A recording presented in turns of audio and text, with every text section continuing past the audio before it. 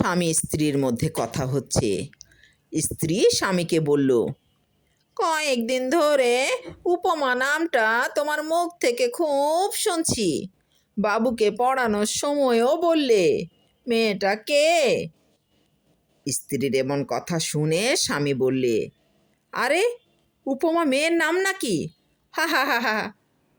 স্ত্রী এবার বলল, হাসি বন্ধ করো, আমার সঙ্গে চালাকি করবে না। উপমা মেয়ের না ছেলের নাম, তা বোঝার বয়স আমার হয়েছে। ছি ছি ছি ছি ছি ছি, এ বয়সে তোমার। স্ত্রীর কথা শুনে স্বামী এবার উত্তর করলো, ওরে বাপুরে, উপমা হলো বাংলা গ্রামারের একটা অংশ।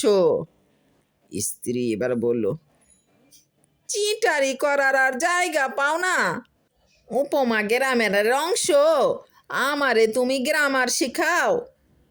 স্বামী এবার বলল, তুমি দেখছি পাগল হলে। উপমা হলো এক ধরনের বাক্য অলংকার। স্ত্রী, অলংকার? এর মধ্যে অলংকারও কিনে দেয়া হয়েছে? হায় হায় রে, আমার কপাল পুড়ল রে, আমি এখন কি করব রে?